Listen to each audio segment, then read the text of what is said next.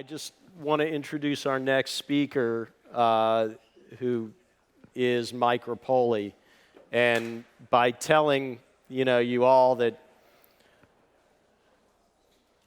Mike Repole really likes to have things his way. I've been asking him every year for the past 6 or 7 to come sit down with me for an interview. And every time he'll tell me, we just have to have a few more wins. We just have to feel like we're really starting to get this moving. I got a horse running at Belmont. Once, when we offered to put up the money to fly him out to our winter event, which is a rare occurrence, as anyone who's ever spoken here would attest, he asked me if that involved us paying for his private jet. Now, I'm persuasive, and I'm not that persuasive, and I'm certainly not that rich. But Mike has had a solid win in the past year, and I'm not talking about horses. As everyone even casually acquainted with the beverage business knows, in August, Coke invested in BodyArmor and started moving it into its distribution system. The brand is now in unicorn territory, valued in a price range of a tidy couple of $2 billion. So Mike decided that maybe now he could stop in for a talk. And nevertheless, despite the win that brought him here, he's not here for a victory lap. The deal is that Mike has things yet to do at BodyArmor, and he knows that. And in fact, he's making the visit today part of that story. According to Mike, in fact, the story is Brent Hastie, who's the new president of BodyArmor and is here to help guide this thing into port with Coke. So now we're interviewing both of them. Sure, fine. Like I said, Mike Repole likes things his way. And I think it's a win-win, because we're going to get Mike up here and we're going to have him answer a lot of questions that I think are on everyone's mind, how he thinks about building companies, how he's able to grind out wins in distribution, to raise money, to fix things on the fly, and to keep a team together no matter how much he yells at them. And then we're going to hear from Mike and Brent something entirely different, which is how you dock a battleship-sized entrepreneurial brand at Coke and achieve the one thing that Mike and just about everyone else out there hasn't yet been able to achieve, which is keep that brand's momentum going after the dust settles and the checks are all signed. So to hear the ways that entrepreneurs can think big and achieve bigger, let's bring up both Brent Hastie and Mike Repole.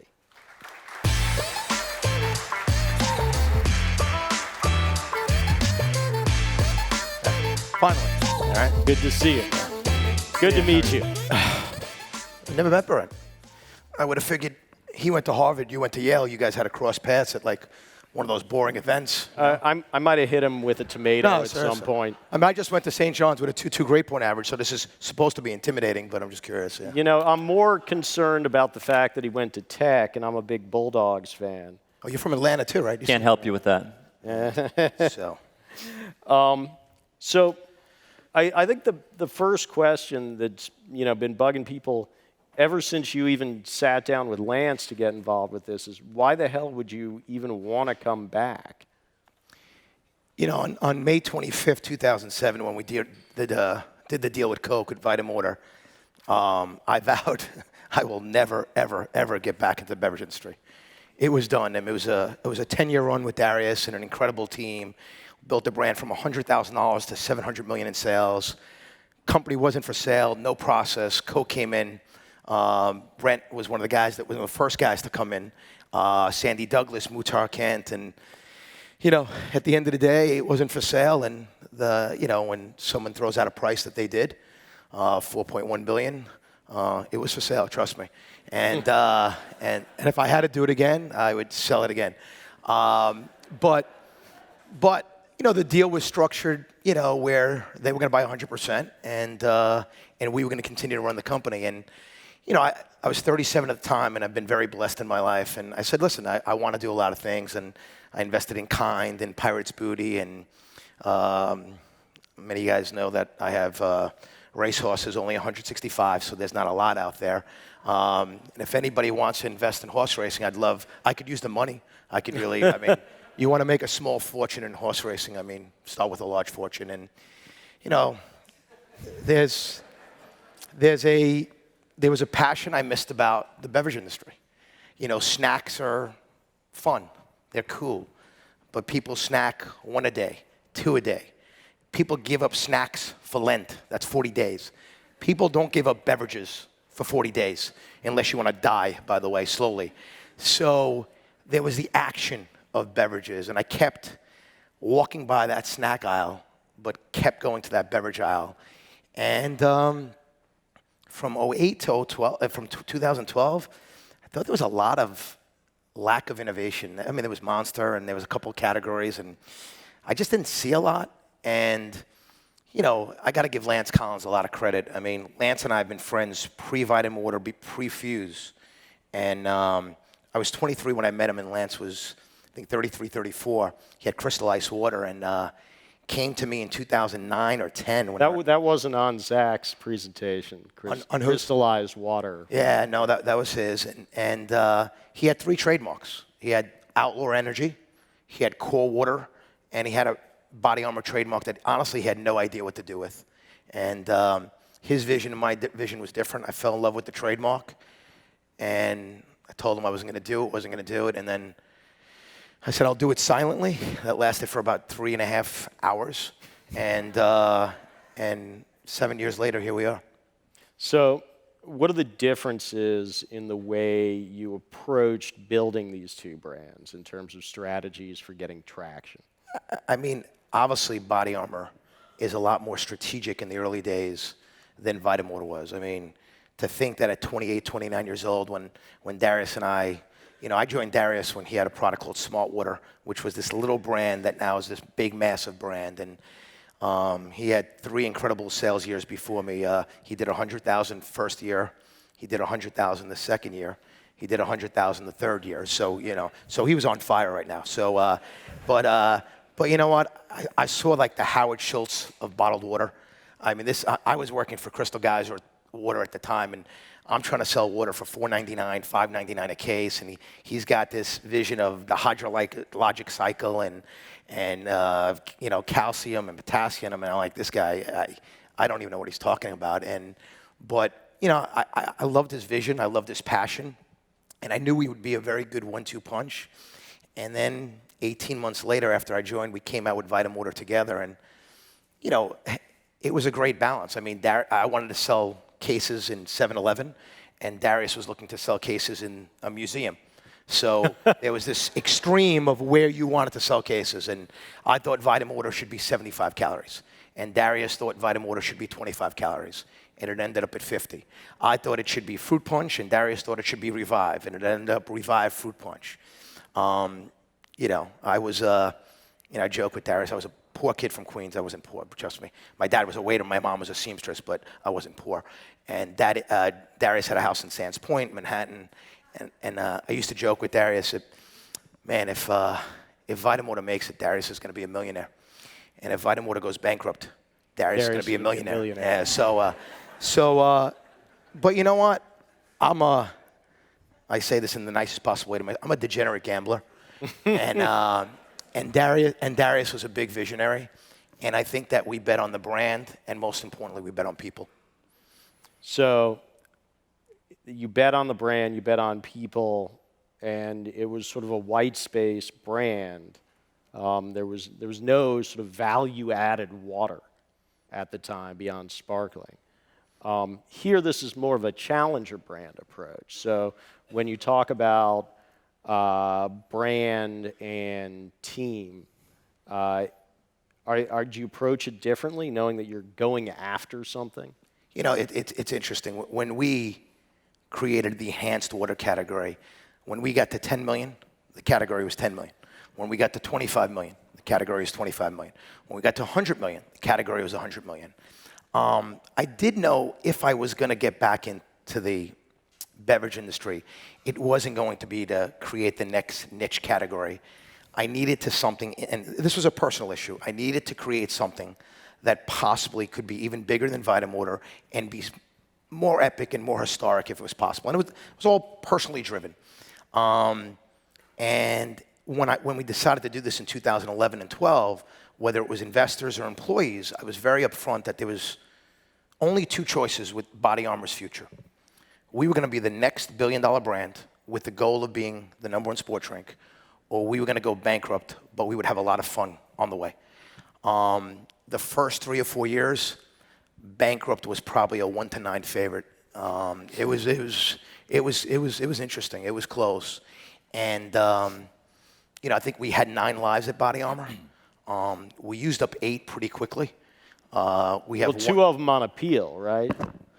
2 of them here, 3 of them here, 4 of them here. But I mean, we used all 8, and I think we have this 1 life right now, and I think we're just going strong. And obviously, with Coke investment last year, a $2 billion valuation, which was last year, and 80% growth since actually Brent's been here this year, we're on our way to doing something pretty special. So there have been some changes on the fly at BodyArmor that have been incredibly impressive, both in terms of the flavor and the formulation, but also the focus from a premium play to sort of an alternative brand play. And over the past 3 or 4 years, you've been clearly gunning for Gatorade. I think you've even picked out the year that you'll take the lead, right? 2025. 2025 will be the #1 sport drink. Or Brent did a shitty job. It's one or the other. Yeah. It was either a great vision sooner. if it happens, or this guy screwed up, or hired the wrong guy. So. Or it's Brent's fault. Yeah. So, we know it changed the scope for Brent, but what changed it for you? I mean, what validated the idea?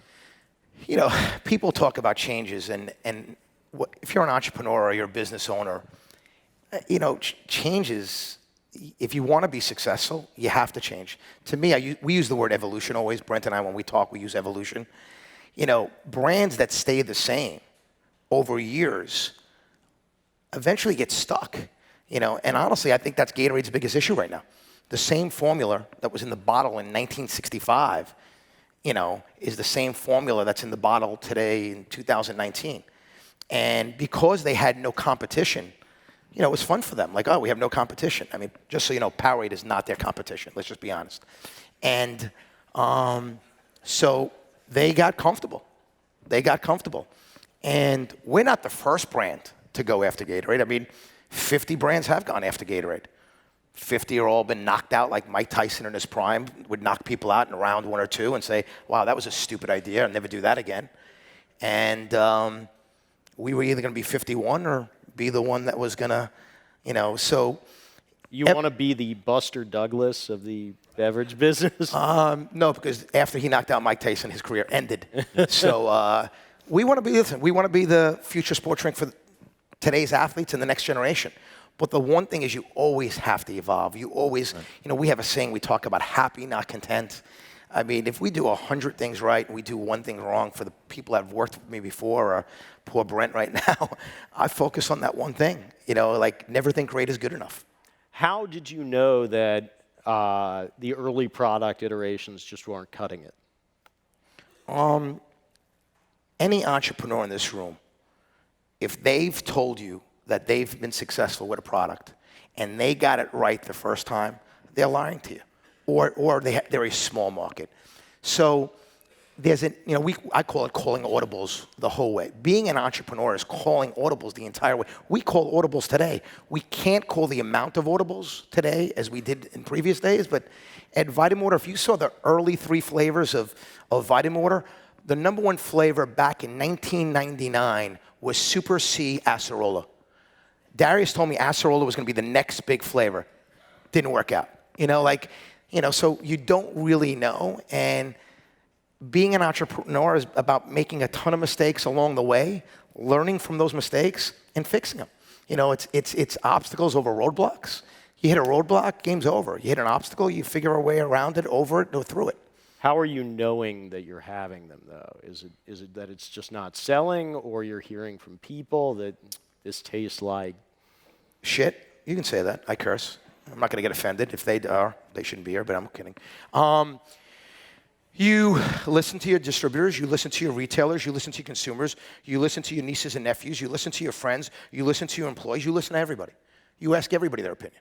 We sent you samples. You said, man, this shit's never going to make it, Mike. Big mistake you told me. Wasn't that it? No. Okay, all right, just that. But then it was Craven. It was somebody in your company. I don't know. But no. At the end of the day, you keep trying to peg this on me. Yeah, it's never gonna happen. You told me it was going to be the next $1 billion brand. All right, but listen. At the end of the day, you got to evolve, man. There's nothing wrong with making mistakes. There's nobody who wants to win at a higher level than me. There's nobody that wants to be right more than me. But knowing that getting to right is the process. Getting to right is the journey, you know? How do you keep your investors and your distributors on board for that journey? I think it was different at Vitaminwater. It was a more cautious, conservative, new category, something new, something different. I think that kept their excitement of water's growing, but we can't make money because it's so cheap. Smart water. I mean, I thought that was easier. This was a little bit tougher, but also easier. Where I mean, obviously the Vitaminwater story with the incredible team we had, the employees, the success of the brand, that gave me a lot more credibility. Instead of being a 29-year-old psycho, I was a 39, 40-year-old psycho. That helped a little bit more. And I think at the end of the day, when it was time to do money raises, I mean, we were going to raise $10 million. I'm putting $5 million in. Are you in? No? Okay, I'll put in your share. So that I was going to keep going after. There were so many.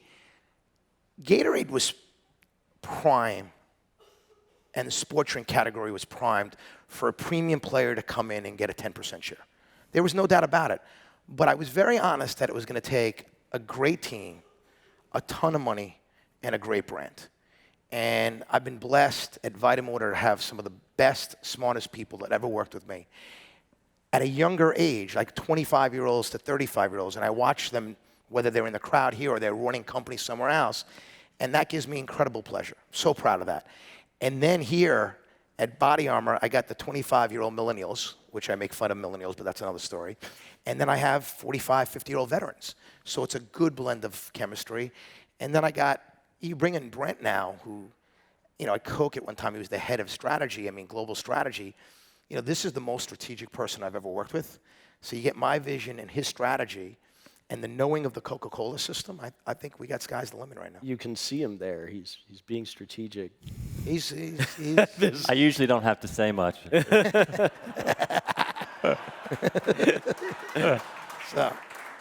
So.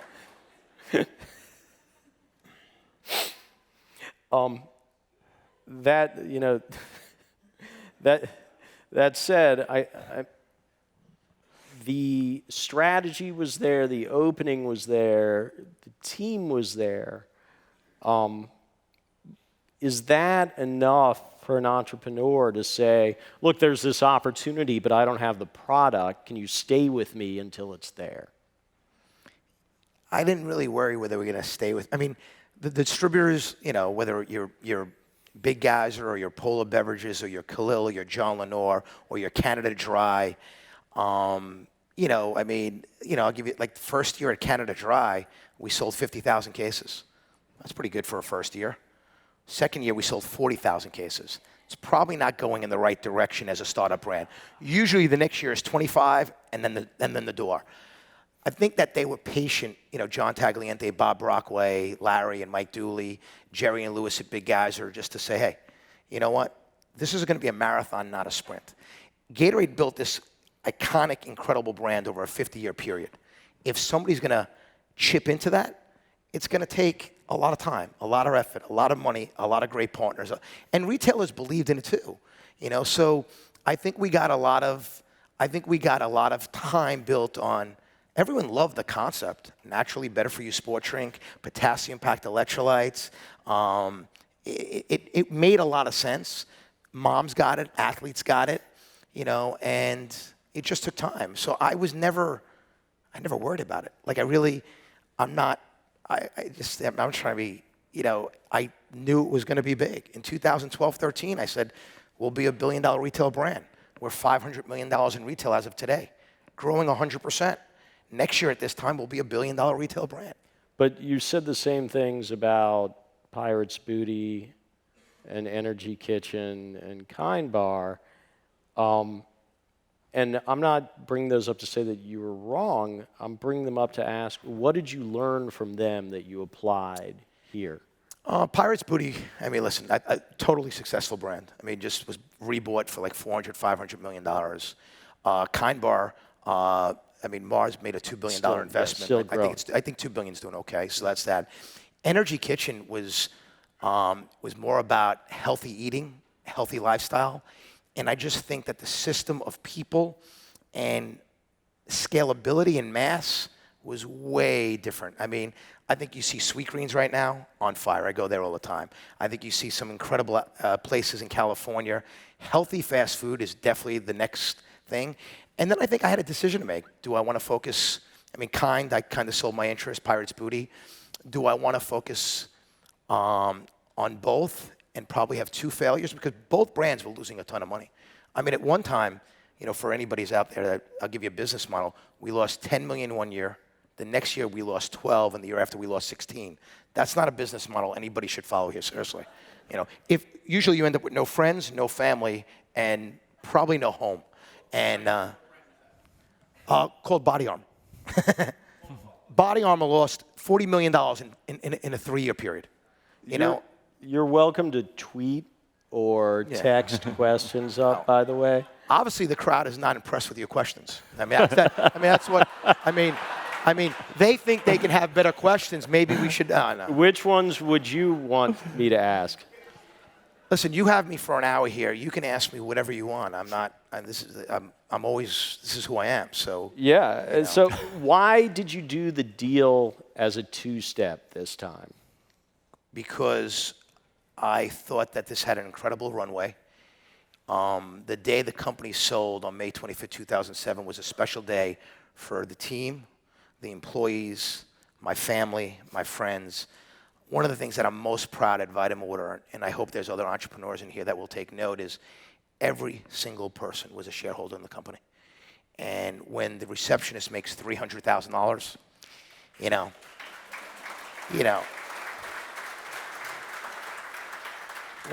when a receptionist makes $300,000 and a shipping clerk makes $500,000, it makes you feel pretty good. My dad was a waiter, my mom was a seamstress. They probably made $50,000 a year combined. And when someone can make that type of money, and I think we had over 100 people make $1 million, and maybe another 50 people make over $5 million, it was a great story. So I've always learned success is best when shared. So give people equity. Give people equity. You want people to work weekends and nights. We didn't have 600 employees. We had 600 owners. And BodyArmor, Brent's got 250 people working in the company, and every single employee, pre-Coke deal, after Coke deal, has stock options. And you know what? You want them to be rich. You want to make millionaires. That's what you want to do. And that is great advice and incredibly kind. And I got to ask again, why you did it differently as a deal this time in terms of proving it out within the system? When Coke bought the company, it was new to them. I see Matt Hughes up here. There was no VEB Beverage. We were the first deal before VEB even started. It was new to them. It was new to us. Getting into the bottling system was different. CC had 80% of the company, and I didn't realize that they had a lot more control of distribution than even Coke North America.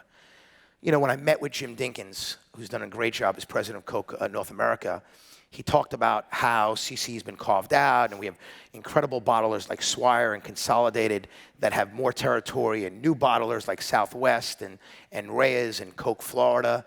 And I knew that if we wanted to be the #1 sport drink, We probably needed to get into avenues where our network couldn't get us to.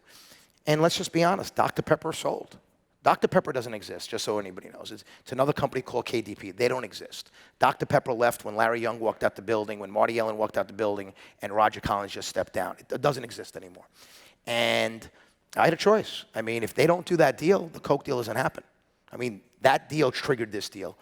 And the reason why I did the two-step deal was, even though I was running the company post-transaction, I went from being the Prime Minister of England to the Queen of England. You're talking about Vitaminwater. Vitaminwater. And I'm a good Prime Minister. I suck as a queen. I just can't get this down pat. I just can't do it. You need more hats. Yeah, I have a couple, but it didn't look good on me. I have good hair, not like you. And so I think they felt bad for you. I'm not sure. Do you have corgis? I don't know tell what that is. What is that? That's why it's a dog. It's a dog. It's a dog. It's the Queen's dog, Mike. Fucking no, it wouldn't be a Queen's dog. Trust me. You're a shitty queen. But yeah. Oh, it's a Queen's dog. I thought you meant Queens, New York, but that's another story. But no, it just didn't feel right. It wasn't a fun 2 years. And when I met with Jim, he asked me, Jim Dinkins, and he asked me what would I do different. I said, I'd love the bottler system. I'd love for you guys to have an investment. I'm going to be the number one investor. If you want to be number two, I'd love it. He asked me what I loved and what I didn't love about the deal. And we actually met in the Kentucky Derby. And then we had follow-up meetings, and we announced the deal on August 15th. What didn't you like about the deal? What didn't I like about the deal? I love the deal. I mean, there's nothing. I mean, for right now, the deal is going great. I mean, the ability we had an incredible transition. The guys did a great job. But to bring in Brent, Paul Lukanowski, Andrew Wilkinson from Monster. We have a consultant now, Mel Landis, who was from Coke. These guys are bringing some really senior talent. But you're still the biggest shareholder. And why was that? What I'm trying to get at is why that seemed important to you to stay in control. I mean, after 20 minutes, you can't figure out why that's important to me. I mean, just, all right. All right, because Mike doesn't like to be told what to do. Yeah, I mean, it's just. I have a board. My daughter Joya is the second in board. She's 4 years old, so I don't listen to her. My wife is on the board. She doesn't know about it. I mean, listen. I mean, I wanna run the company. I wanna create the vision. I don't want to be told. I don't function well, with bureaucracy. I don't function well when I'm told what I can't do. You just frustrate me. It doesn't work well. So Brent is has a psychology major also, so he's my psychologist also. So. God, I hate your job. I know. So we have a question for you, Brent, which is that you eventually ran Vitaminwater at Coke after Mike left the building. You left a really tidy salary and a position of great import to come get yelled at on a regular basis. And aside from having Mike decide what needs to happen to get this done all the way? The first is Mike. Mike doesn't decide what's going to happen, and that's what's interesting about it. When Mike and I talked about this, he was at a point where both of us learned something from the Vitaminwater deal. Mike learned he's a better prime minister than Queen. When I came into Vitaminwater, it was, Vitaminwater Smart Water, it was close to $1 billion business, but it was run like a $250 million business. It wasn't prepared to scale, and the skills and capabilities that it takes to get a business from 0 to 10, from 10 to 100, 100 to 250, and from 250 to $1 billion are totally different. And what Mike and I both got energized about when we had this conversation that goes way back to the beginning of Vitaminwater is can we figure out how to solve that problem, which is getting a brand and a business to be able to cross that in a seamless way. Most brands hit a wall at some point. Some come through, some die, but you've seen it. I remember when we did the Vitaminwater deal and people are texting me the picture of Snapple and like what happened the day, when the Quaker deal was done. Most brands hit that wall. And so what was interesting and what Mike and I talked a lot about was from from day one, we've been trying to figure out how to build a company that's ready to run past $1 billion. Mike and I talk about, we want to look around the table when the business is blown through $1 billion and say, I don't need to hire anybody different. I don't need to do anything different. But that means we're doing things very different now. And that challenge for me, having been at the Vitaminwater situation where it was a pretty tough transition to take that business, basically take it apart and put it back together again, while you've got all this intense pressure of valuation and write-off risk and all that. It was a tough challenge. It was tough for me. It was tough for the people, but I learned a ton. And so now the opportunity to come and say, you've got a business that's just blowing through all these milestones and saying, can we keep that momentum and can we do the things now so that we can just keep it moving forward? And that's been, I think, the challenge for both of us, that he keeps me up at night, I keep him up at night, but it gets us both energized and motivated. So what needs to happen to get through that wall? Well, the first step is to realize it's different. I mean, when I came on March 11th, I think we had a head count of 150 and a plan for this year of 200.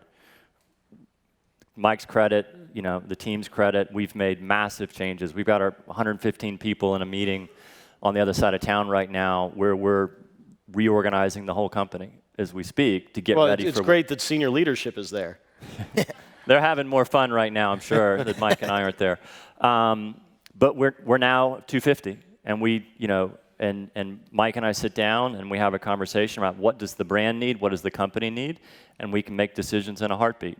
The flip side of that's we're totally accountable, and that's been what's nice about the situation we're in, and a part of, I think, why Mike would say we wanted to do it, he wanted to do it in a two-step process, is there's no one to look for solving any of our problems except us.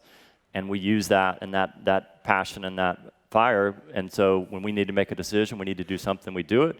We're not going to get every part of it right, but if we'll get more right than wrong, we're going to be okay. Now, you've been through a bunch of these acquisitions, right? I mean, you helped sort of set out the acquisition strategy for Coke in some ways. And yet, the track record is very mixed in what gets companies through that wall.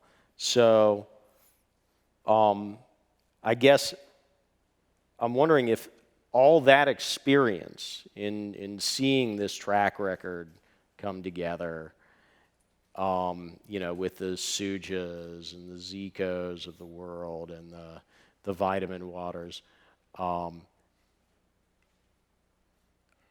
if all that doesn't come together on this, should we just abandon the idea of plugging in entrepreneurial brands?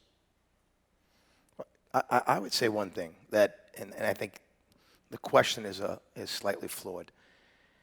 I was being nice there, by the way. There's niche brands, right? And there's a certain level of getting to niche. Then you become, the next level is mainstreamable brands. Yep. We're a mainstreamable brand right now. Right. And then there's that next level, which is scalable, mainstreamable. I wouldn't blame the Coca-Cola company or any other company for that. There are some brands that can't get out of niche, and then all of a sudden, there are some brands that can get to mainstreamable. And they're good mainstreamable brands, but they're just not scalable billion-dollar retail brands. I think there's only $40 billion retail brands. I think Coke has 20 of them. We will be 21. So I don't think because Zico didn't become a billion-dollar brand, that's Coke's fault. That was the expressed purpose of what do you want the Zico acquisition. That we don't think it's going to be a billion-dollar brand. I mean, that's the goal. Their goal is for us to get there. But just because someone, of course, they're making a bet. Listen, a brand making it, and for entrepreneurs, I'm not trying to scare anybody in this, you got a 2% chance of making it as a beverage industry. 2, probably less than other categories. The cost of business is high. You got Coke, Pepsi, Budweiser. You got a 2% chance. When entrepreneurs come to me, I spend the first half hour convincing them this is the dumbest idea they've ever going to do. You're going to lose money, lose friends, lose family time. That's the first thing. If after that they're still excited and I haven't scared them away, then those are guys that I would bet on, by the way. Yeah. But if a brand goes from niche to mainstreamable, it's a success. If it goes to scalability, it goes where few brands have ever gone before. I don't consider that a failure. I don't think Honest Tea is a failure in the Coke system. I don't think Zico's a failure in the Coke system. You know, there are other brands that have been failures. So for me, if we're a 10 share, other than me killing myself, by the way, the rest of our life, it wouldn't be a failure. It would be a failure to me and Brent and our entire organization, but we're a 10 share growing, 100%. So I just want to make sure that if you get to scalability, that's even rarer than where most people go. And, with Coke and Vitaminwater, Vitaminwater didn't do so well. I think I would have done things differently, and maybe the brand would be more successful. But Small Water went from $60 million to $1 billion brand. It's a pretty big brand out there, isn't it? Absolutely. So I don't think that's you measure that as a failure. That's and it's great to have that treasure in the attic. What would you have done differently? I think I would have gotten maybe to zero quicker. I think I would have positioned it a little differently. I think when they took a lot of the partnerships and the assets away, whether it was athletes, musicians, I would have done differently. There's a lot that I would have done differently. And I think if you ask Coke, what would they have done differently? They'd probably have a longer list than me right now. And once I knew that my opinion didn't matter as much as it did on May 24th, 2007, the day before the deal, was the time that listen, if I didn't love Coca-Cola, I would have never done a second deal with them. If they didn't love Mike Repole and his vision and his team and his brands, they would not done a deal with me also. So I think there was a lot of learning on both ways. And apparently a lot of love. Love and a lot of money too, but that's another story. But we have a great relationship. But at the end of the day, Coke owns 15% of this company. There's Gatorade and there's Powerade. I respect that Coke owns Powerade. If I walk into a store and there's a display of Powerade, I'm mad at my bottler, even though he delivered it, and I'm mad at my people for letting it get there. We're competitors. You talk about being able to make mistakes and call audibles to correct them. Could you tell me what one or two of the biggest mistakes are that you made with BodyArmor, aside from this interview? It's not done yet. It's the interviewee, not the interviewer. No. I made 100 mistakes. You want to go? The biggest mistake, I didn't make the biggest mistake. You know why? If I made the biggest mistake, I wouldn't be on the stage. Can you think of a particular one? Particular one. Honestly, I can't. Okay. We put an overwrap on the pack. We fixed that. We had crappy flavors. We fixed that. The product tasted like shit. We fixed that. What else you want? It was great. We signed Ray Rice. That didn't work out well. What do you want me? What do you want me to tell you? I got 95 more. What do you like? But listen, if you're an entrepreneur and you don't make mistakes, you're not going to grow. You're not going to be successful. How do you maintain? What's your key to maintaining balance while you fix them? Work 20 hours a day, 7 days a week. Be obsessive. I have my assistant out there. I have ADHD, ADD, OCD, a couple of the mental illnesses. They kind of balance each other out, I think. I got Brent here as my psychologist. I can't like this. Whether it's this society or just everybody's afraid. I encourage mistakes. If you're not making a mistake, you're not taking it to the next level. I get sued a lot. I don't know if you guys know. I love to get sued. It is I get excited about I got Ryan and Nick in here and my other attorneys. We pay our attorneys more than employees. I get love letters from Gatorade. Trust me, they're not love letters. KDP, I shouldn't say this is suing me personally. That's another story. I get sued a lot. That's good. That means that we're doing something right. Doesn't it make you feel alive? Awesome. I get more excited. And then I say, Brent, I got a letter here. Take this. Figure out what to do with it. So we talked about two different stages. Really, there are two different stages of scale, right? So there's getting to be a mainstream brand, like taking that entrepreneurial nugget and getting it there, and then getting the mainstream brand to true scalability. You've been so good at getting that entrepreneurial brand to mainstream. what can you tell the audience about that process that you think they need to know? I think that most of the thing is it comes down to it's a marathon, not a sprint. Anything that you're going to build that's mainstreamable is going to take a lot of time. As impatient as people say I am, I talk about patiently aggressive. And there are times that you know, to get something done today is very important to me. But when I say we're going to be the #1 sports drink in 2025, I know that's going to take until 2025. It's a marathon, not a sprint. I think that you stay focused on what the goal is, have crystal clear goals, and how to get there. And I think, listen, we got the best strategy guy in place right now, and he's putting in systems and process to take us to the next level. And I'm going to tell you this, it's work ethic. It's 24/7 as an entrepreneur. If you don't check your emails on the weekends, you probably shouldn't be an entrepreneur. There's nothing wrong with that. My wife checks her emails every 4 days. That aggravates me. For lawsuits. What? For new lawsuits. No, she's not worried about that. She's worried about my daughter and everything else. But and then the second thing is people, man. People make the biggest difference. And I'm going to tell you right now, the secret to our success is the people we've hired. We've hired tremendous people. We've coached them. We've made them better. And I always tell my people, if you're not happy here and we're not making you better personally, professionally, and financially, and you're not having fun, you got to go work somewhere else. You got to go work somewhere else.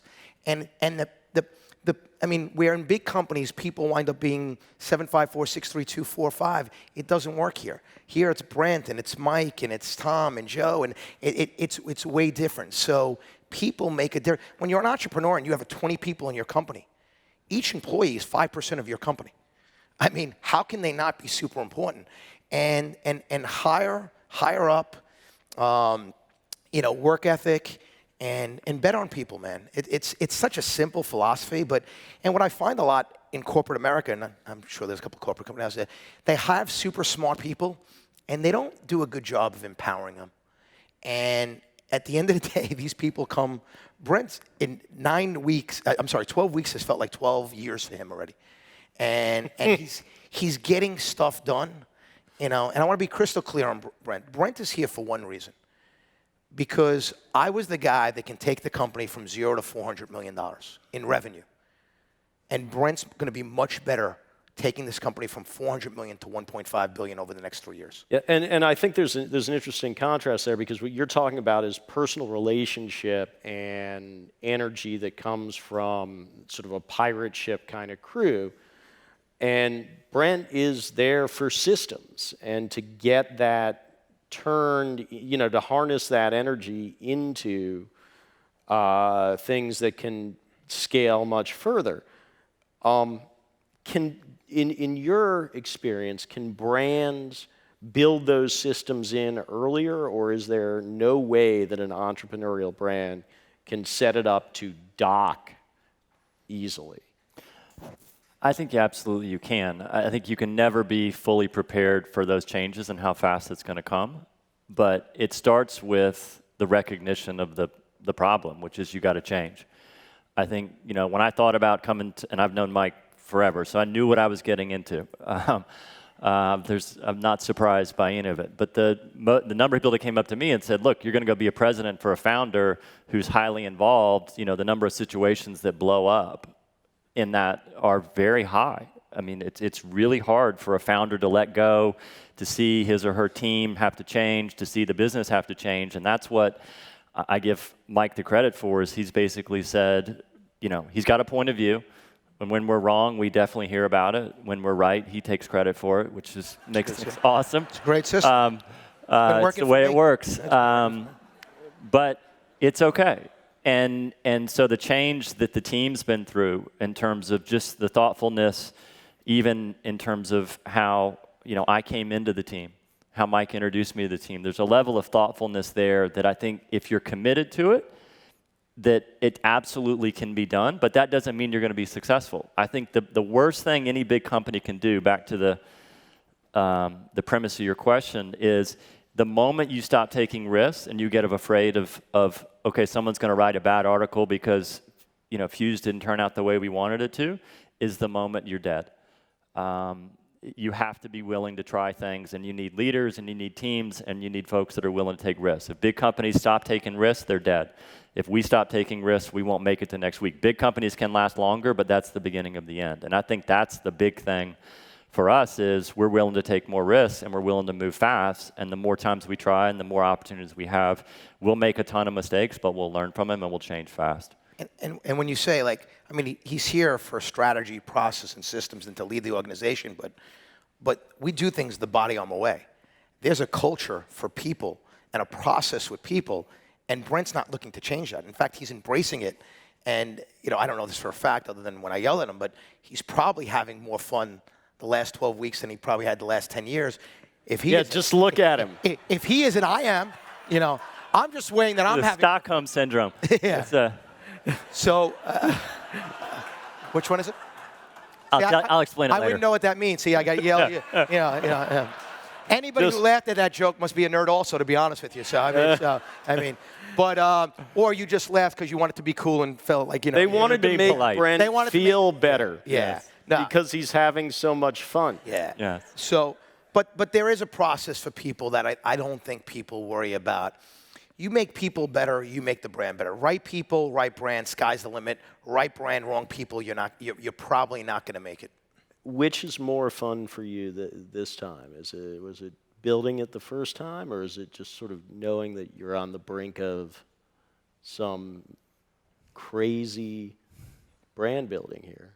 Yeah, this has been 20 years in the making between Vitaminwater and I'm so blessed, and BodyArmor. This, by far, is the most fun I've ever had in my life. I had a lot of fun at Vitaminwater. I laughed a lot. But, you know, it happens. Those 10 years kind of went by like 10 minutes. And, you know, I turned 50 in January. I got a 4-year-old daughter, which I didn't have during Vitaminwater. I'm enjoying this a lot. You know, Vitaminwater, I had fun. I don't know if I enjoyed it. It went by so quick. This one I'm enjoying every single day, and you know, having guys like Brent, an incredible senior management team, and 100% growth, but going after a company like Gatorade that was untouchable, unbeatable, that built this incredible iconic brand. Let's give them all the credit for 50 years. I mean, Gatorade is king, and now we have this brand that's chipping away, and we're going to be a 20 share next year when we're here. This is a lot more fun, and maybe because I'm older, maybe because I have a daughter, I'm not sure, maybe because I'm 50, this has been a lot more fun, a lot more enjoyable. Well, I hope you come back and talk a little bit more about the fun a little sooner than 6 years from now. Maybe 2025 when we're #1 sports drink. Well, that would be 6 years from now. That's what I'm timing this perfectly. Hey, thank you both so much. I know you're going to stick around for a little while. I do appreciate it. Thank you. It's great. I appreciate it. So, Thanks, yeah. Thank you,